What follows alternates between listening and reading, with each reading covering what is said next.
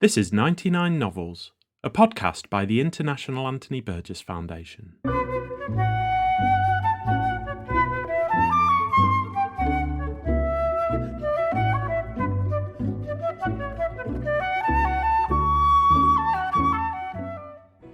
In 1984, the writer Anthony Burgess selected his 99 favourite novels in English since the outbreak of the Second World War.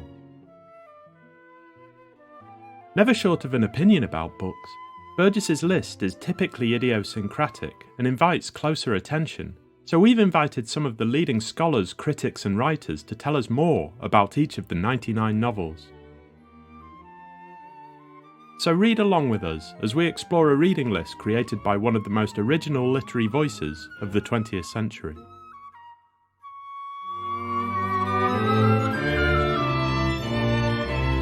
In this episode, Andrew Biswell of the Burgess Foundation talks to biographer Mary V Dearborn about two novels by Ernest Hemingway, For Whom the Bell Tolls and The Old Man and the Sea. Published in 1940, For Whom the Bell Tolls is Hemingway's fictional examination of the Spanish Civil War. The story deals with an American who joins a group of anti-fascist guerrillas in Spain and plots to destroy a bridge to stop the advance of the enemy. Burgess lauds Hemingway's political even-handedness and writes, like all art, the book is complex, even ambivalent. The Old Man and the Sea was the last major work of fiction published in Hemingway's life. It arrived in 1952 and tells the story of an old Cuban fisherman who chases down a great marlin and struggles to bring it into shore. Burgess writes that as an example of simple declarative prose, it is unsurpassed in Hemingway's oeuvre. Ernest Hemingway was born in Illinois in 1899. He's widely regarded as one of the greatest American authors of the 20th century. His debut novel, The Sun Also Rises, was published in 1926, and he went on to publish 5 more in his lifetime, along with 6 volumes of short stories and 2 books of non-fiction. There have been several posthumous publications. Hemingway died by suicide in 1961. Mary V Dearborn is a biographer and has written books on subjects such as Peggy Guggenheim, Norman Mailer, Louise Bryant and Henry Miller. The biography of Ernest Hemingway was published in 2017. You can find out more at www.maryvdearborn.com. Check out the description of this episode for all relevant links and to see a list of all the books mentioned. Here's Andrew Biswell of the Burgess Foundation, who spoke to Mary V Dearborn in July 2022. It's a great pleasure to welcome Mary V Dearborn to the Anthony Burgess Foundation podcast. Mary is the author of Ernest Hemingway, a biography, one of the most scrupulous and brilliant pieces of research that I've come across on the subject. Mary, welcome. It's great to have you here. Well, thanks. Perhaps we could begin by having you tell us what was your first encounter with Hemingway's writing and also how you responded to it on that initial reading. You know, I read it in school. It's Hemingway's big still in the schools here in spite of being a dead white male. But even now, kids usually read the short because there are those short stories that are so brilliant. And so, you know, I was an English literature nerd, if there's such a thing, but so I just love them. And I've since I've taught them and talked to a number of people who taught them, and apparently they teach themselves. So that was that was just liking him as literature. Only later did I really engage with him as a personality and a force in the history of American literature. Well, the short stories you mentioned are among the things that Burgess valued in Hemingway's writing. But he knew the Carlos Baker biography. He'd read Arthur Waldhorn's Reader's Guide. He'd also read the letters and reviewed them when they came out. And he'd read the personal memoir by A.E. Hotchner, which he didn't think much of, but he absorbed that into the texture of his life. Perhaps you could say something briefly for the benefit of people who've not yet read it, though I'd encourage everyone to do that. How is the emphasis of your book different from the biographers who come before you? Oh, it's very different. I really wrote it because I thought it was necessary.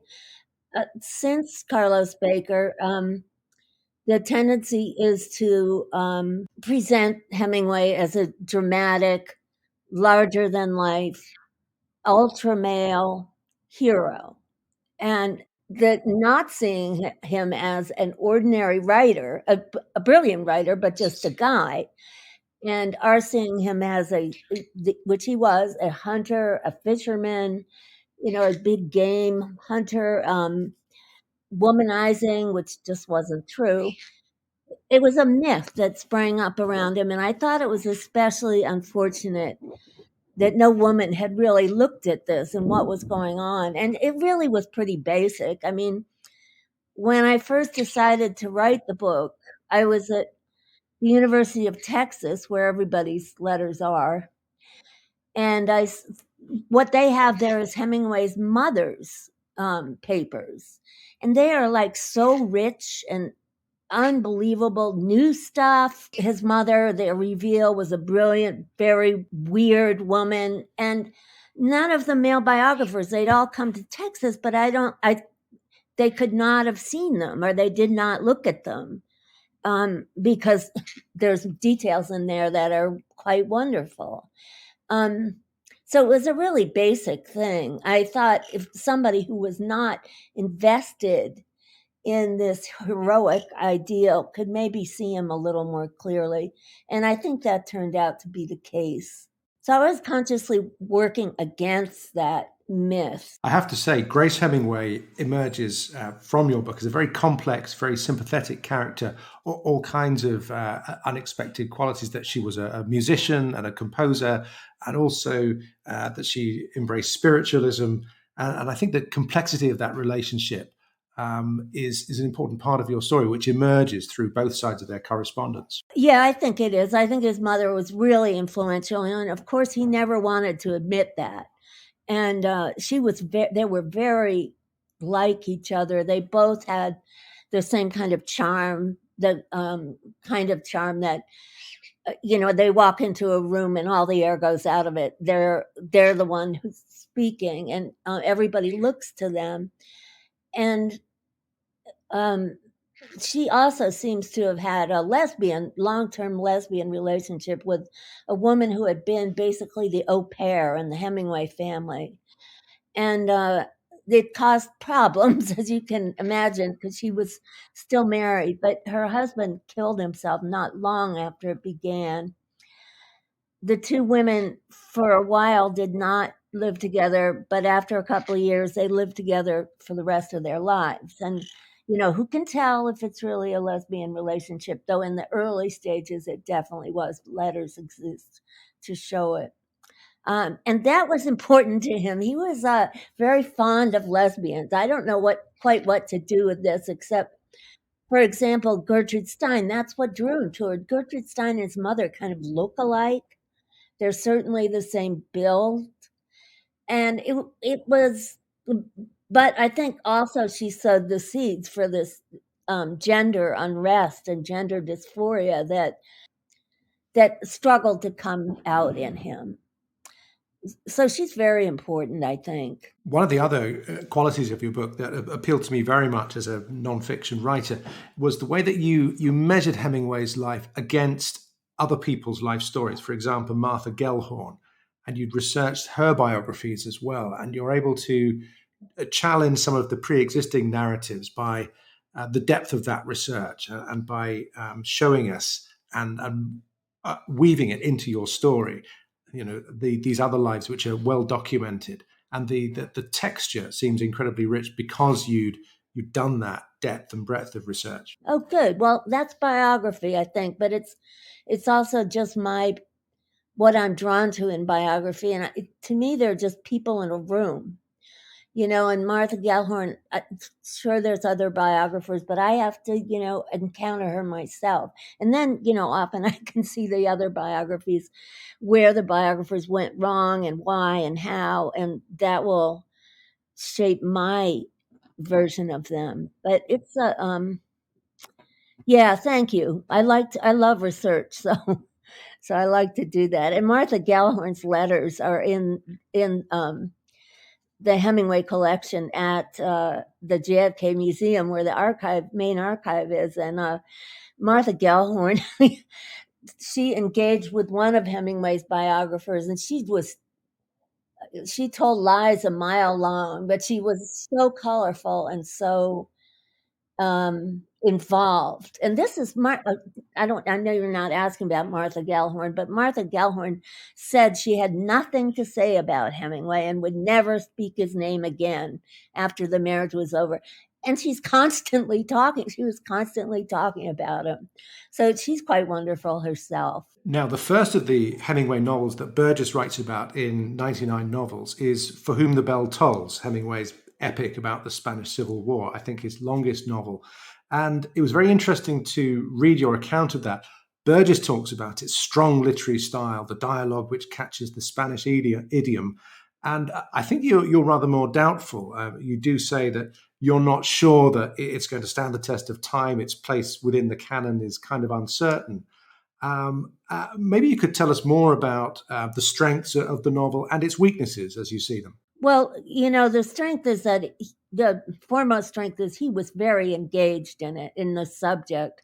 That was really the only time he had any, I don't even know if you could call it political, any interest in sort of politics, or I guess you'd call them current events. But he got so engaged in the Spanish Civil War, and it really was his finest hour, because nothing got in the way of that. And that I see more in his letters or in accounts that we read about his actions in the Spanish Civil War. But as far as a novel goes, I think I think on one level, Hemingway by then knew how to write a really good novel. He'd been started to make money with A Farewell to Arms, and he wanted to make more money, and he really knew how to write a bestseller, which this book became, and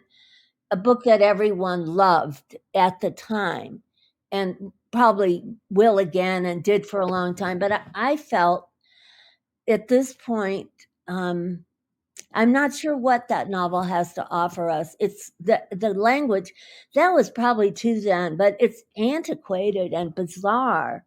And there are, at the time, they couldn't publish 4-letter words. Well, this is really hard to, so he put in expletive, in brackets. And now you can use those 4-letter words, but we don't know which ones he was using, so we can't go back and sort of fix that.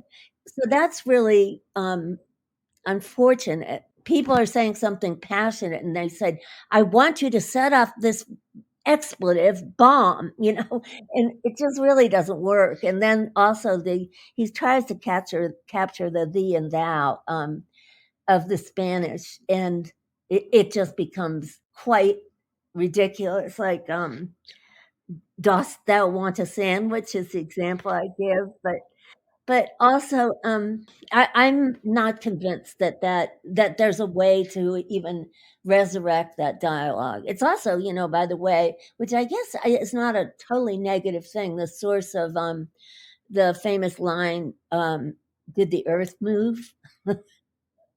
So, no, I think that's good. I think that that entered the language, and it's good. But I think it's an excellent novel. I think it's really, really polished. But I tend to like ones that show the hero, I guess, Hemingway more. I'm guilty of that as a biographer.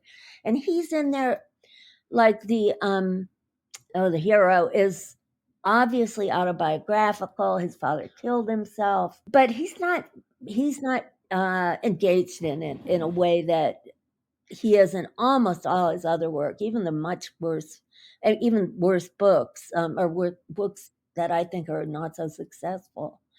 So I don't know. It's a great novel. It's not my favorite, but I can see. And I'm really not sure if anyone's reading it now. I suspect you're right. I suspect some of the shorter works are more appealing Yes, to contemporary readers. Now, in 99 novels, Burgess also describes For Whom the Bell Tolls as the best fictional report on the Spanish Civil War that we possess. Presumably, there he's referring to Hemingway's presence in Spain as a war correspondent, suggesting it's maybe a kind of reportage or documentary work. And I wondered how far that strikes you as a fair comment about the book. That's a good question because he was closer in time to it, of course. Do you know when 99 Novels was written? Came out in 1984. 1984. Well, anyway, he knew that's a ways after the Spanish Civil War, but he knew at the time he was following both. He was following the war, I'm sure, and also he knew about Hemingway's involvement in reporting the war, and he was an excellent war correspondent. He was it's kind of skewed in that it's very partisan, and Martha Gellhorn admitted this too. Is they were on the side, they were passionately on the nationalist side, and that shows. But on the other hand, I think that's one of the strengths of the reporting. He was right in the middle of it, and he knew which way it went. Now, in For Whom the Bell Tolls, it's strangely not that sophisticated about politics or about what was going on. I mean, the hero has been slightly disillusioned, and I'm not sure that it's a fair comment about the novel. It's definitely a fair comment about Hemingway's coverage of the war. I think it's clear that Burgess would have admired that. And I just think he probably admired that and saw that in the book, which is not wrong to do. That is the novel that's based on the Spanish Civil War. But, he's saying he approved of the whole bundle, the novel and Hemingway as a reporter and Hemingway as a war reporter. You also write very interestingly about the ending of the novel, connecting that with Hemingway's sense of himself and the way that the denouement of For Whom the Bell Tolls allows the Hemingway hero to in many ways perform an act that's rather more heroic than Hemingway's own involvement in that war. Yes, definitely. The second Hemingway book in 99 novels is The Old Man and the Sea, a very different book, a later Hemingway work published in 1952. And Burgess said of The Old Man and the Sea, he said, "Every word tells, and there is not a word too many." Though he also makes it clear, interestingly, in his biography, that he doesn't think it was Hemingway's best novel. And I wonder, how highly do you rate The Old Man and the Sea? And if that's the work that won him the Nobel Prize, is that justified, do you think? The Old Man and the Sea was a really important work in terms of his biography, in terms of when that came. He'd written Across the River and Into the Trees, which is really just a bad novel, and it was received as such. But The Old Man and the Sea, everybody was able to say, "Oh, look, the old man's Papa's got it again. He's got his mojo back," and that's certainly true. It's a really good short novel, and there's all kinds of interesting things going on in there that. But I think that one is mostly read in school these days in America, and in any case, and I don't think it holds up. I noticed that Burgess said that it was good on fishing, which is certainly true. I mean, the story is really good, right? I mean, if I were a fisherman, I would love that. He goes out, kills the shark, and can't get it into shore because because the sharks are eating it. First, I don't. It's also not. You don't get the Pulitzer Prize. I mean, the Nobel Prize for something, but that is when it came. So I guess that's not outrageous. But I just thought. I think even when I read it in school, which is probably when I was about when I was about 14 or 15. Even then I thought, oh, Jesus is really obvious. Like there's all this symbolism in there and allegory and so forth. And to me, they're very obvious. when you're in school, the book can seem kind of exciting because you see it without the teacher having to point it out to you. You know, Hemingway shows you where it is and what the symbolism is, and I don't find that helpful. I think it's important in his canon and important for when it came. And also, incidentally, he went back and still went back and was unable to write very well after that. So it was as much an exception as something else. But he knew he'd been told the fishing story, and he said, I can do something with that. And he did. He certainly did. But again, not my favorite. Now, you tell us in your biography that The Old Man and the Sea began life as part of a much larger work and was kind of filleted out, extracted from that bigger book. So perhaps you can put it in context for us and tell us more about the gestation of this particular novel. Oh, yeah. Interesting question. Hemingway, when he got back from the war, he knew that all eyes were upon him, wanted to know how he would weigh in on World War II. And he was casting about for what he might do next. And he was, it's become a cliche now, but then it was a very real thing, the idea of the great American novel. And Hemingway wanted to do that. Just as he rose to the occasion of writing a bestseller, For Whom the Bell Tolls, now he wanted to write a great American novel. So he had this thing all mapped out where he was going to be writing about the sea, the land, and the air, and there were going to be novels in each of that triumvirate. And this was going to be the book that was part of the sea. And, it didn't work. I mean, this book would work, but we never got that big, 3-part literary accomplishment. He couldn't do it, and nobody could, I don't think. And there were various, I think, the bullfighting books he wanted to be seen as the land, and the air, I don't think he ever wrote anything in that vein. But I think the land, that was the basis, that was where that important posthumous novel is, The Garden of Eden.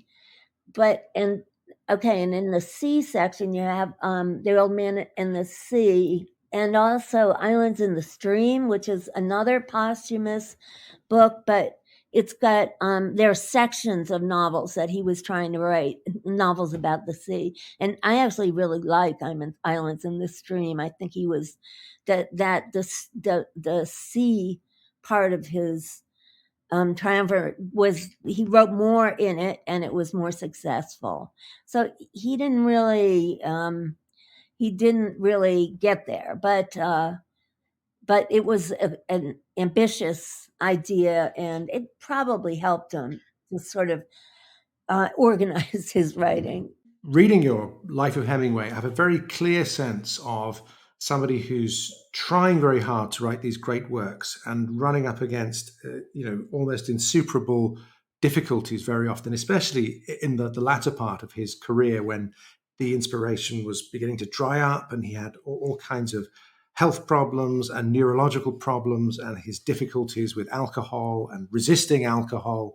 And it's horrifying to read that story as he approaches the end, the sheer agony and complexity and difficulty and terror of writing.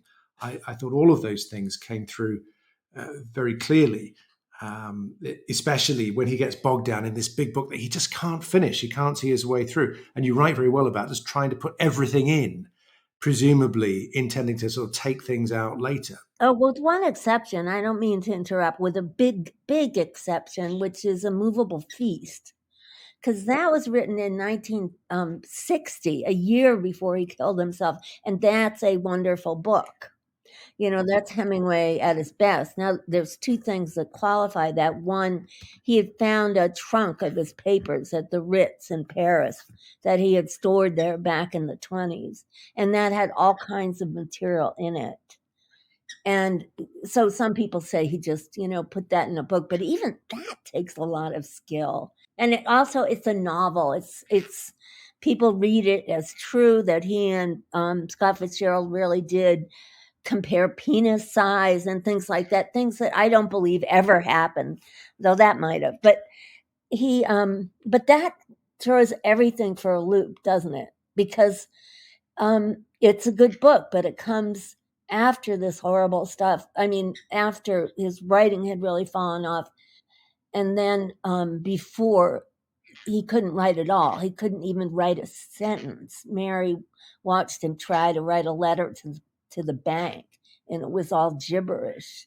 So it was really the last time he was writing. So that's a really interesting exception, I think. But yeah, he was not able to do much by the very end, and yeah, it was a real tragedy, and it was been happening for a long time, but no question that it got pretty bad at the end. And frankly, that is not in the existing biographies. Hotchner, which Burgess didn't like, I don't like either. Nobody likes that account. But it's like he reports some of Hemingway's difficulty without saying anything about him. So people just didn't want to deal with this. People didn't want to deal with it. And he killed himself, and everybody acted like it was a big surprise. And you could see that one coming a mile away. His father had killed himself. There was a history of it. And his father had been suffering from the same kind of deep, deep depression. I think he was a bipolar, just as I think Hemingway was. And the depression was so bad that it was psychotic. So his father believed, people do when they're that bad, they believe things that aren't true, they're paranoid and so forth. And Hemingway was so bad. What really brought it home to me is they were flying him to the Mayo Clinic, and they stopped midway to fuel. You used to have to do that between Idaho and Minnesota. And Hemingway there tried to walk into the propellers. And that just struck me as this guy is really determined, and this guy is really unhinged, because that's a horrible way to contemplate killing yourself. Anyway, that's what I see. Then you have A Movable Feast as the strange exception, and I like that book. It's all lies, but I like that book a lot. And if I know anyone who's going to France for the first time, it's a great book to give them. It is a great book. I agree, and so vivid in its portraiture of many of the people he knew, and just the style of living, and living off almost no food and being poor, and that's always appealing and interesting, I think. Burgess's Life of Hemingway, published in 1978, is partly, very interestingly, a work of creative nonfiction. He includes dialogue, he includes interior monologues, and I wonder if you've ever been tempted to draw on those devices of fiction in your own writing, or if not, what you think about that, as it were, creative approach to writing biography. Oh, that's really an interesting question. I happen to like memoirs, and I happen to particularly like memoirs that will engage with a literary figure, and not so much that you get the writer imitating the literary figure, but you get the writer responding to the literary figure. So but Burgess is extremely talented, so when he does that, it's always interesting. I don't think that I could do that or would want to do that. I do think, though, that someday I might want to write about myself in Hemingway. And then there's a second part of this question about, or this issue, sorry, you didn't ask it, was that there are now all kinds of novels about literary figures, and the one that's associated with Hemingway the most closely is The Paris Wife, which is about his first wife, Hadley, and I can't remember, I think it's in her voice. And it tells a lot of the stories in A Movable Feast, for instance, that you single out as being, kind of wonderful, like not having enough to eat. Anyway, it's a really good book, But then there was one called Mrs. Hemingway, which is about all 4 wives, and usually that doesn't work. There's been some about Zelda Fitzgerald that are kind of good, and I don't like the Paris wife or any of them, I guess, that are about Hemingway or the women in his life. But that's a whole other thing. I mean, people do write more novels about literary figures, and frankly, it's easier because you have the general rough outline, and you can make up the details. And to be fair to those writers, it's more challenging. You can do with it what you like, which Burgess did, right? I mean, he found really a kind of interesting way to do it, and so I think there's a range, of responses like that, and I happen to like most of them at that range. Right, and we'll look forward to your book about yourself and Hemingway. I hope you'll God. do that. I mean, you must, please. I think we probably both agree that Burgess's choices of Hemingway's novels in 99 novels are quite eccentric, quite unexpected in some ways. But I wanted to ask you, having thought about this and having got close to the subject through the manuscripts and the memoirs and the letters and the diaries, and looked into the family and all the other work you've done, as you come away from the subject, which books do you think are at the center of the Hemingway canon as you would define it? Oh, well, I'm a short story person. I just love the short stories, and almost all of them, from the hunting and fishing ones to ones about a prize fighter. And I just think they're really vivid, really just pack the greatest punch that you could imagine, all of them. And so that I like, I happen to like best The Sun Also Rises. I just love that. Well, that's again Paris in the 20s. And it was his first book, and it's so accomplished. His first novel. It's so accomplished, and that one, really got him over. It's hard for us to imagine this now, but everybody who was in college or of college age in the U.S. read that, and started wearing berets, did this shadow boxing and faking, the bullfighters action with the red cloak and things like that. That's when all that came on, and they would, if they could, many did fly over to Paris and hang out in the cafes, and that was extremely influential. But I love that book. And then I guess I happen to like, for different reasons, the Africa books, both the one Green Hills of Africa, which is his first one in the 30s, and the wife in there is Pauline Hemingway, who happens to be my favorite. It's a weird thing to say, but that's a biographer for you. But yeah, that and the later African book. There are two actually. He throws in. They're like compendiums of stuff, and he throws in a lot of them. And it's a freedom you get. You said you write nonfiction. It's a freedom that you have with nonfiction, is you can just put a lot of stuff in, and it's such good stuff that the end result works. And for me, I also like it because a lot of those things that he just dumps in there are autobiographical. So I like those. I don't. Green Hills of Africa is a better work of art. I think the bullfighting. Now I'm blanking on the bullfighting book. Anyway, I think that's important, and I like that one a lot.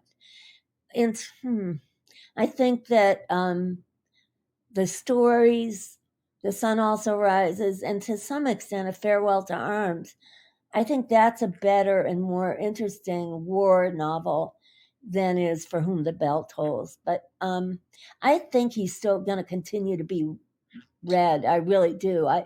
In this country, there's a lot of dead white male stuff slung around about him, but I don't think it's going to have a lasting effect. people read him anyway and apologize for the dead white male stuff, just as I'm doing now. But I think he'll survive and continue to be important. Well, it's more than 60 years now since Hemingway died. Do you think there are still puzzles and mysteries in the story of his life? Oh, absolutely. I think one of them is, as a biographer, this comes up a few times with my subjects who are parents. There's usually, the biographer can come across a lot of material about their children and how say Hemingway interacted with his children. And it's usually I just don't like to go there. It's recent enough that the children could be hurt by it. It's hard enough for them already living with this, a famous father or mother. But and with Hemingway, his sons have had particular problems in a very interesting way that I think is relevant to Hemingway as a person. But I don't want to see it for another 50 years. It just doesn't seem fair. But there is that puzzle. And also just in general, as actually more things do come out, especially about the wives, or maybe I'm just more alert to that. But things do still come out, and especially about the end of his life. And that's all a question. So there are ones still. There are mysteries, and I think they're going to be really enlightening when somebody wants to come to terms with them. Thank you. One final question, which we're asking everybody in this podcast series. If you could add one novel to Burgess's list of 99, which novel would that be? Oh my goodness. I thought you meant Burgess's list of 99 of the Hemingway books, but you're asking something really more impossible and much bigger, right? You're asking which novel I would include. Well, I'll give you one that I really, actually, when I was dealing with For Whom the Bell Tolls, I was comparing it to Fitzgerald's Tender as the Night, which I would put in the 99 books. The Great Gatsby too, but if I'm going to choose, it's Tender as the Night. It's on the same scale, and yet I feel Fitzgerald is just so much more involved. You would know that if you've read Great Gatsby. I'm sure you have, and Tender as the Night, but I would put that in. Then I'm leaving out all kinds of wonderful books, but I've been reading about Fitzgerald lately, so that's what I picked. Well, thank you very much, and thank you above all. Thank you for your time, but thank you also for writing a wonderful biographical narrative that really does succeed in breathing new life into what everyone thought were known and familiar stories about Hemingway. It's a great book, and it's been a pleasure to read it and a pleasure to talk to you about Hemingway and about Burgess. Thank you. Oh, thank you. I really enjoyed it, and I like the Burgess connection a lot, and I've learned a lot from it. So thank you.